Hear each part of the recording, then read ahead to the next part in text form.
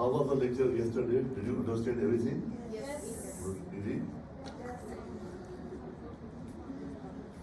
On the contrary, it is very complicated topic. Diuretic is not easy topic. It is complicated. But I am happy that you understood that. So we finished till this slide yesterday, first 22 slides. Why furosemide acts on ascending limb of the loop of Henle where 15 to 20% of the sodium reabsorption takes place. However, this is the most efficacious diuretic because down the line, distal to that part, there is not much resorptive capacity which compensatory increase in resorption of sodium does not take place in distal tubule or connecting duct. So this is the most efficacious part. Okay. From here, we'll move to other classes, thiazide diuretics, which you adequately covered in CVP class. Do you remember?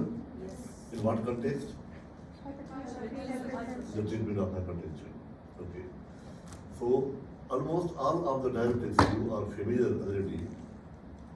Just a recap. Thiazide diuretics, hydrochlorothiazide and indapamide. From now onwards, I want to make one thing clear, that never ask for the student formulary. Because we, as a department, we have decided now that in every lecture, you will find only one or two drugs in each class. So all the doctors, all the teaching faculty will follow the same. Have you noticed this in this lecture? Furosemide, 2 drugs, or in loop diuretics. Carbonic anhydrase inhibitor, 1 drug. Osmotic diuretic, 1 drug, main dose. So here there are at least 10 thiazide diuretics. Chlorothiazide, thiazide, hydrochlorothiazide, and so many things. But we have focused on only 2. So all the drugs which are here in the PowerPoint slides, they are in the student formula. Okay. There will be not a separate student formula. We have carefully prepared the lecture slides, keeping in mind what are the most important drugs which should be known by the student at this stage. So 1 or 2 from each class, that's it. Okay, hydrochlorothiazide, indapamide are 2 representative and prototype thiazide diuretics. Most widely used because of its indication, which is hypertension, which is highly prevalent. Efficacy is the same for all thiazide diuretics. It differs only in the pharmacokinetic parameters. Some are short-acting, some are long-acting. Okay, and they differ in potency. Some are effective only 5 milligrams, and some are effective at 50 milligrams. So the potency may be different, but efficacy, the maximum effective is the same. Effectiveness is the same. Now the mechanism of action, same here as we discussed in the last block. The target is, the segment is distal convoluted tubule of the nephron. This is the typical epithelial cells of the distal tubule, liminal side, basolateral side over here. And the major mechanism I showed in the second slide of my lecture yesterday. What is the major mechanism of sodium reabsorption in this segment? Sodium chloride exchanger, co-transporter. Okay, as we mentioned, sodium chloride symport or co-transporter is the mechanism. The fate of sodium is sodium chloride goes into its specific chloride channels towards basolateral membrane and to the interstitium, and sodium is taken out as a result of activation of sodium potassium ATPase. Thiazide diuretics inhibit this symport, thereby blocking the reabsorption of both sodium as well as chloride. And as you know, majority of the diuretics, including thiazides, are diuretics by virtue of inhibiting the reabsorption of sodium. Same is here. Why thiazides are moderately efficacious diuretics compared to loop? Because only 5% sodium reabsorption takes place in the distal tubule, and beyond that, there is not much any compensating mechanisms. So 5% compared to the loops, it is less moderate. Okay, because nearly 90% of the glomerular filtrate has already been reabsorbed before it reaches the site of action of these drugs. Clear? Should we move?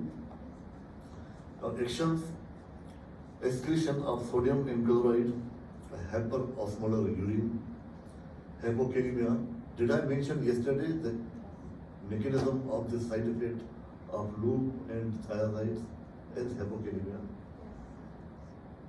Okay. If I mention, please repeat it. Aldosterone effect, yes. Why aldosterone? Where? In which part? In the distal part of the distal tubule and early part of collecting duct. There is aldosterone sensitive. What are those mechanisms of aldosterone sensitive sodium reabsorption mechanisms? What are those? Mechanisms, transport proteins or channels. Enough. Epithelial sodium channels. Okay.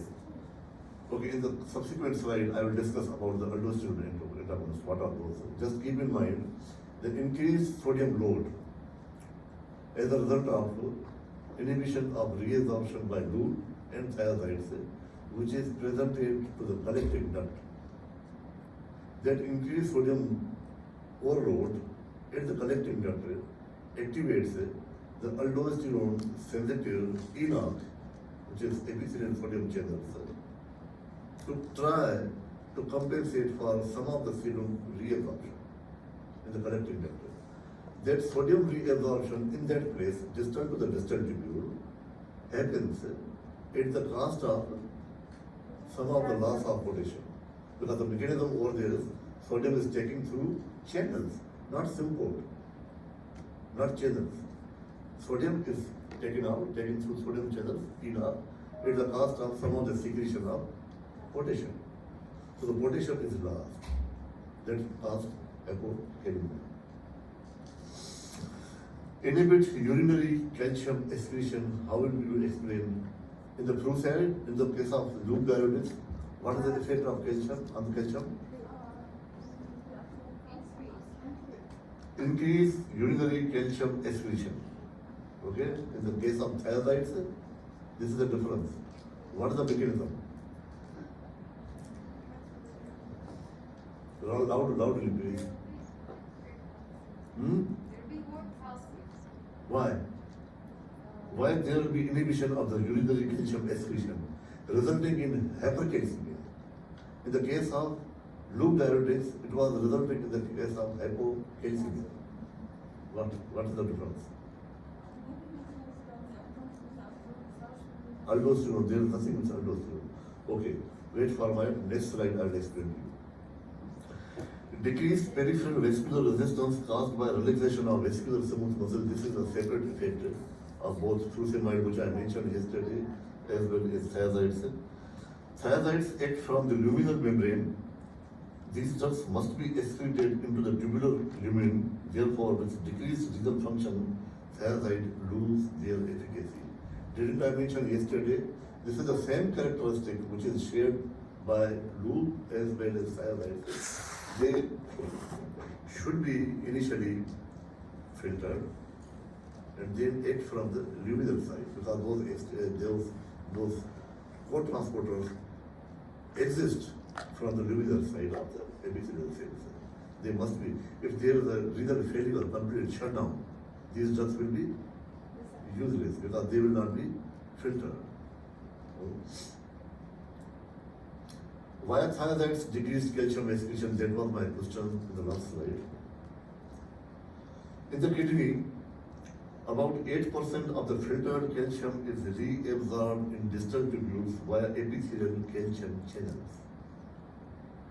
In the steady state, the cell must extrude all entered calcium through calcium ATPase and also through sodium calcium exchanger located on the basolateral surface. Let me explain if you didn't understand. No blackboard? Yeah. Okay. In the epithelial cell, there are calcium channels on the luminous side. 8% of the calcium is reabsorbed. That increased calcium that will cause a transient intracellular calcium increase. That calcium needs to be sequestered somewhere. So some of the calcium goes through the basolateral side into the interstitium via sodium calcium exchanger. Sodium comes in and calcium goes out into the interstitium. That's one of the mechanisms of getting rid of the excess calcium which has come from the luminal side. Is that clear up to this point? Now in the case, think about the situation when sodium reabsorption is inhibited due to inhibition of sodium chloride symbol by thiazides. What will happen? Okay. Thiazides inhibit the sodium chloride symbol as we discussed previously, thus causing a decrease in intracellular sodium. Agreed? This enhances the activity of sodium calcium exchanger. Now the sodium is less transiently because of sodium, the main source of sodium, which has to come from the from the luminal side, is not coming because of the inhibition of sodium chloride symbol. Now in order to make that normal sodium intracellularly, some sodium has to come from the interstitial side, basolateral side. So in order to come that sodium, some of the calcium has to be removed. So that getting rid of that some calcium through sodium calcium exchange from the basolateral side, this gradient is created for the calcium, which causes more reabsorption of calcium from the luminal side. Is that clear? Yes. So this is why this is the difference between loop and thiazides. Loop diuretics enhance the excretion of calcium. Thiazide diuretics, they decrease the excretion of calcium through different mechanism. So I will explain this in this slide.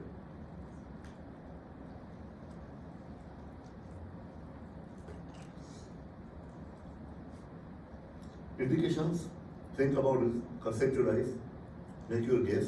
One we discussed in CVP, hypertension. Indication, clinical use. Increased sodium excretion, mild edema, hypertension, and nephrogenic diabetes insipidus. Is it true? What is nephrogenic diabetes insipidus? One by one, raise your hand if somebody knows. Yes? Okay. Okay. In that case, the levels of vasopressin or ADH are normal. The problem lies in the kidneys. There are deficient vasopressin receptors, resulting in what is the molecular mechanism of decrease in how the effect of vasopressin is translated after binding with vasopressin receptor. Aquaporin 2 channels. There are more expression of aquaporin 2 channels in the which segment of the nephron? In the connecting duct. Okay.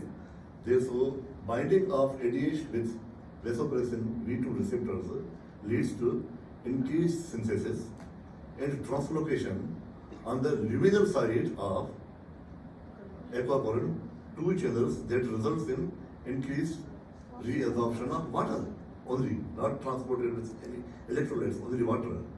So in nephrogenic diabetes insipidus, what happens? The levels of ADH are normal or even sometimes slightly higher. But the response to kidney towards ADH is blunted because of decreased expression of the receptors of vasopressin. As a result, as a consequence, there is a decreased synthesis and translocation of aquaporin channels. Is that clear? Now, thiazide diuretics, due to some unknown mechanism we don't know, paradoxically, they increase the expression of aquaporin 2 channels directly. So they cannot be used in any of the type of diabetes insipidus, only and only nephrogenic diabetes insipidus when there is decreased expression and translocation of channels, aquaporin 2 channels. So from the outset, it seems a drug which is a diuretic, how can it be used in a situation as anti-diabetic? Because in the case of diabetes insipidus, it will be acting as anti-diuretic, isn't it? But it is widely used, the drug of choice. Drug of choice in nephrogenic diabetes insipidus. Can you name a drug, a condition where nephrogenic diabetes insipidus is more prevalent? Did you study in neurosciences block? There is one drug which is used on chronic base, which causes, in most of the patients, it causes drug-induced nephrogenic diabetes insipidus. You must have studied. Lithium. Did you study lithium in neurosciences? In which disease? Mania and bipolar. Lithium. And lithium is a notorious. It is the most common cause in the current situation, apart from congenital causes of nephrogenic diabetes insipidus. In the acquired causes, lithium-induced diabetes insipidus is the most common cause in the world. In the acquired, there are some congenital causes, but in acquired, lithium is the most notorious for causing nephrogenic diabetes insipidus. So, thiazide diuretics are widely used to prevent and to treat lithium-induced nephrogenic diabetes insipidus.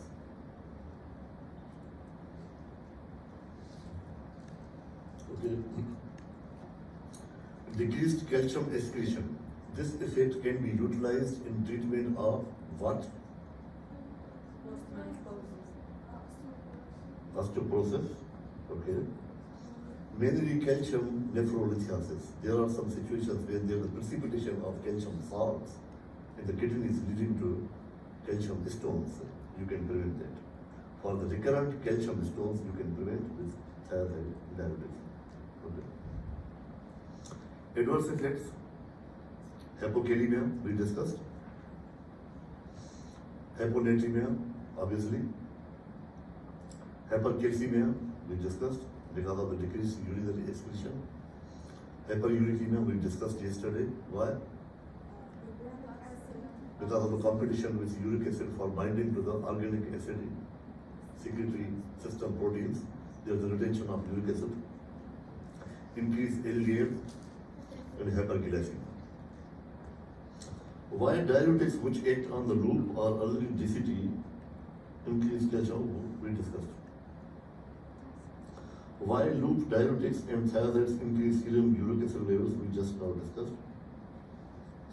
Now let's switch to the last class, potassium sparing diuretics. We had two classes. One are aldosterone antagonist and other are direct enol channel inhibitors. Aldosterone antagonist, what is the physiological action of aldosterone? Retention of sodium and excretion of potassium. And this is accomplished through mainly, there are two mechanisms. What is the most major vital mechanism of aldosterone that leads to increased sodium retention and increased potassium excretion? Enough. Epithelial sodium channels, I will explain. So, spironolactone, which is already known to you, is the representative drugs in this class, aldosterone antagonist, bind to cytoplasmic mineralocorticoid receptors and prevent translocation of the receptor complex to the nucleus in the target cell. What are the mineralocorticoids? Can you name one? What is mineralocorticoid? Aldosterone. This results in failure to produce proteins that are normally synthesized in response to aldosterone. Main proteins are ENOC, epithelial sodium channel, and sodium potassium ATPase, which facilitate sodium reabsorption at the late distal tubule and proximal collecting tubule. Spironolactone mild GI problems. Since it resembles sex steroids, it induces gynecomastia in males and menstrual irregularities in females. And we have two drugs, amiloride and triamtrene, which have nothing to do with mineralocorticoid receptor, aldosterone receptor, but they directly bind with the ENaC, epithelial sodium channels. No effect on receptor. They inhibit the channel directly. Drugs that directly decrease epithelial sodium channel activity but do not affect the mineralocorticoid receptor. So, because of this mechanism of action, will they cause side effects similar to spironolactone? Of course not. They do not resemble sex receptors or sex hormones. Potassium-sparing diuretics, due to mild diuresis, seldom used as a sole agent in the treatment of edema or hypertension. Major utility in combination with other diuretics to antagonize the hypokalemic effect of loop or thiazides. Why do we call them potassium sparing? Because that sodium, which is inhibition of which is inhibited, reabsorption is inhibited in collecting duct, that will not be able to cause secretion of potassium in the distal tubule. So potassium is retained due to antagonism of aldosterone action. Spironolactone is used in adrenal adenomas and secondary hyperaldosteronism, cardiac failure, and hirsutism in women. Why do we use in cardiac failure? Do you remember?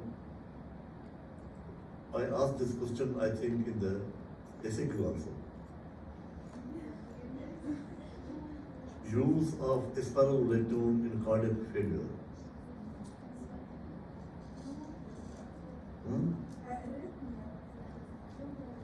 Do you remember that I mentioned that although left ventricular hypertrophy, which eventually leads to cardiac failure, the initiating mechanisms are mainly hypertension, increased workload on the heart. But eventually there are some other mechanisms which lead to persistence of cardiac hypertrophy. And the major mechanisms we discussed were anti-remodeling effect and beta receptors,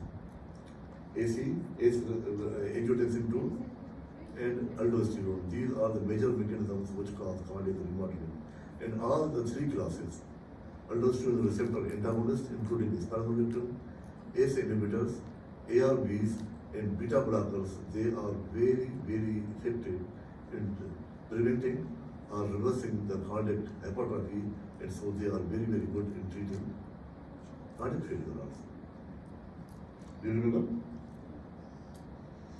So, summary of the actions of diuretics.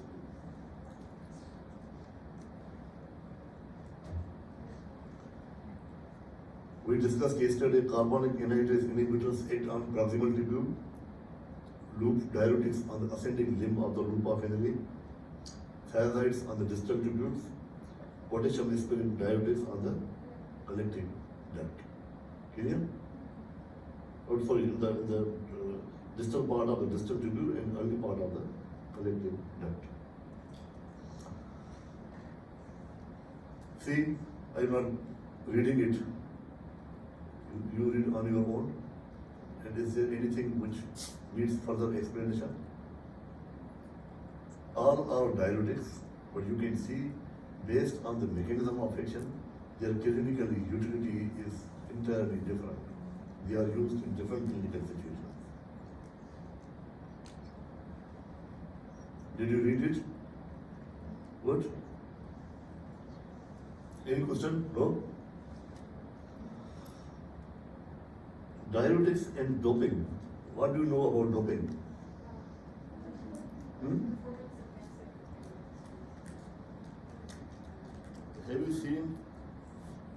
Have you heard of a doping case somewhere? Yeah, this is a cyclist. Lance Armstrong. Yes, please. It's used in, some people use it as cycling. Yeah, Lance Armstrong. Yeah. Yeah? Lance Armstrong. Armstrong, okay. So in athletics, people use various doping agents to enhance their performance. And randomly, many of the sportsmen, especially the athletes during Olympics and other international events, they are tested, mainly in the urine samples, whether the athletes have taken the doping agent or not. Because everybody should be natural performer, not with the help of doping or stimulating agent. You will be surprised that diuretics are included in the doping list. And now I will ask you why. Can you think of situation? Why diuretics can be considered, and if some of you is a fan of cricket, in 2003 there was World Cup of cricket in Australia or in South Africa. And my favorite player, the best bowler of the world, Shane Warne, Australian. Do you know? Shane Warne. He was banned from playing that World Cup because in his urine sample they found thiazide diuretics. And he was taking that for his hypertension, but he didn't report it. So he was banned from, his career was destroyed. And I will tell you why thiazide diuretics and all the diuretics are banned for use in athletic performance. WADA, World Anti-Doping Agency, states the following diuretics and masking agents are prohibited, prohibited. There are various others, I missed it. This is the actual statement by WADA. Acetazolamide, amiloride, butyronide, ethylenic acid, so many, and these are banned. The detection these are the actual statements on the website of WADA, World Anti-Doping Authority. The detection in an athlete's sample at all times or in competition of any quantity of the following substances subject to threshold limits. In conjunction with a diuretic will be considered as an adverse analytical finding unless the athlete has an approved therapeutic use assumption for that substance in addition to the one granted for the diuretic or masking agent. Think of a situation, why diuretics? Do they, in the 2 days, yesterday and today, did we discuss that they enhance muscular performance, physical performance? We didn't. But still they are banned because of the fact they enhance urinary output. And they can be used, they were used and they are still used for masking the doping agent because of the increased urinary output. The urine will become diluted and the original doping agent will be diluted and it may not be detected in the actual urine sample. Did you get it? Because of the increased urinary output and because of the current methods, for example, there are several HPLC and other methods which can detect the amount of the doping agent to some extent. There should be significant concentration to be detected. If it is highly diluted by using diuretic, it may not be detected. So diuretics per se, themselves are not banned because they can be used as a masking agent or using other doping agent. Is it clear?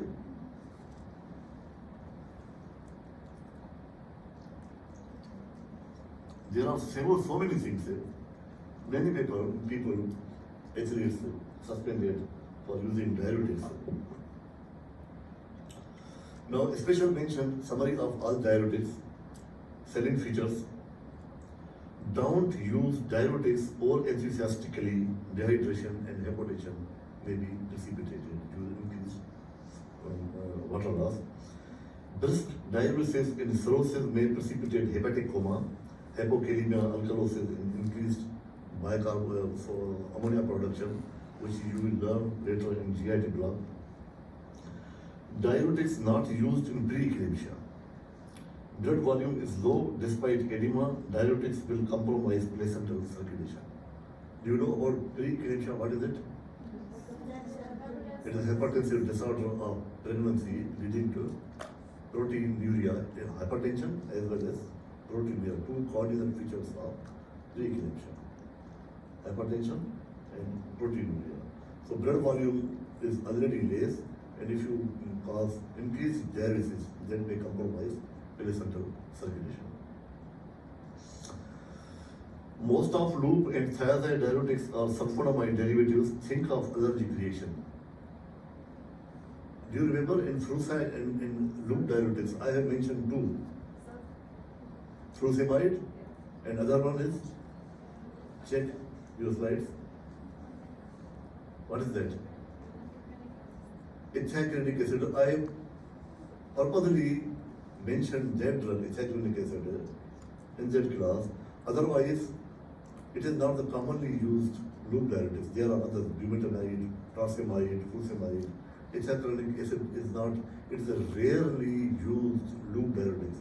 Still, I have mentioned it. The reason is, it is the only and only among thiazides and loop diuretics, it is the only non-sulfonamide diuretic.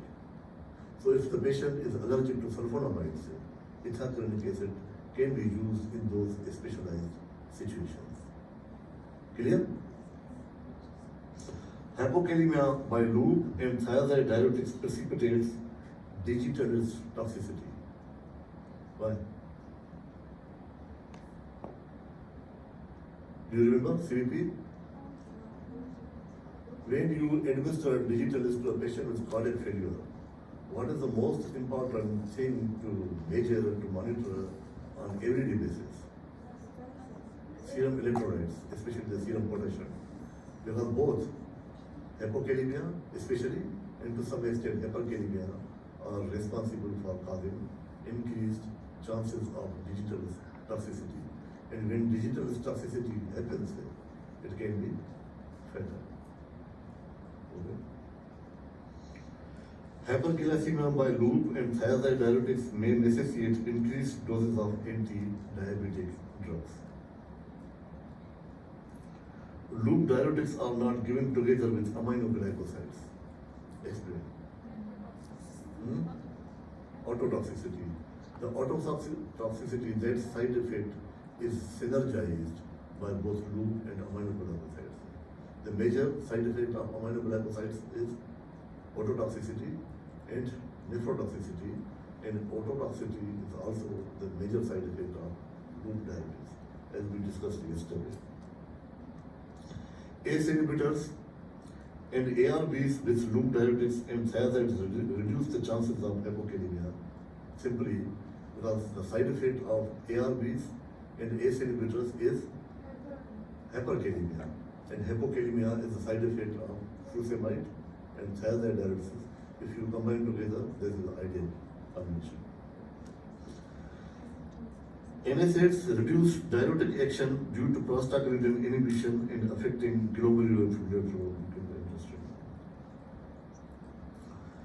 Spironolactone can produce dangerous hyperkalemia when used along with ACE inhibitors and ARBs. Both can cause hyperkalemia. It can be dangerous. Hyperkalemia can be dangerous, especially if the patient is taking digoxin. Osmotic diuretics indicated in impending acute renal failure. However, if the renal failure has actually happened, never use it. Why? Explain. Explain. Anybody? Think about the osmotic diuretics like mannitol.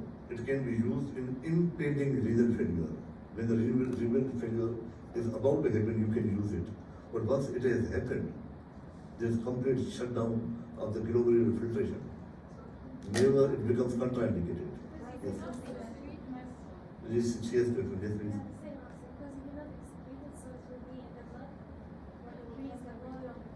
Exactly. So it has to be filtered. If there is a complete shutdown, complete renal failure, it will not be filtered, it will remain in the system and it will increase the plasma volume, which is dangerous. It has to be filtered.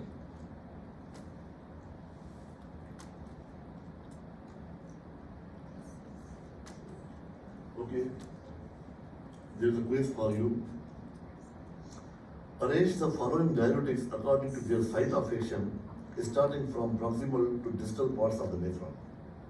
Yes, Can I answer? you will answer. Okay. Arrange. First, B. B. Okay. Second, anybody? D. So B is proximal tubule, D furosemide is loop, and then C in the distal tubule, and then A aminoride on the collecting nerve. Good, very good. Critically evaluate the prescription. A patient suffering from chronic congestive heart failure with pedal edema and hypertension was given the following drugs: enalapril, ACE inhibitor, digoxin, furosemide, and spironolactone. Is there any issue with the prescription? So we don't know what is going to happen with this patient. Enalapril may cause hyperkalemia, furosemide may cause hypokalemia, spironolactone may cause hyperkalemia. Now at this stage we are unaware what may happen actually, what will be the net effect on the serum potassium level. So if the patient has to receive this type of prescription, because each drug is important. In the case, enalapril anti-remodeling, digoxin, the patient may be having some cardiac arrhythmias, cardiac failure. The patient may be having severe pulmonary edema or severe edema, which is there you are giving loop diuretics or spironolactone as an anti-remodeling. So the prescription is okay, no issue. But we do not know what will be the net effect on the serum potassium level. So this patient may be monitored for serum potassium levels more frequently, maybe twice a day. Any change in serum potassium warrants a quick management. Okay? Anything else? I think that's it. Thank you very much.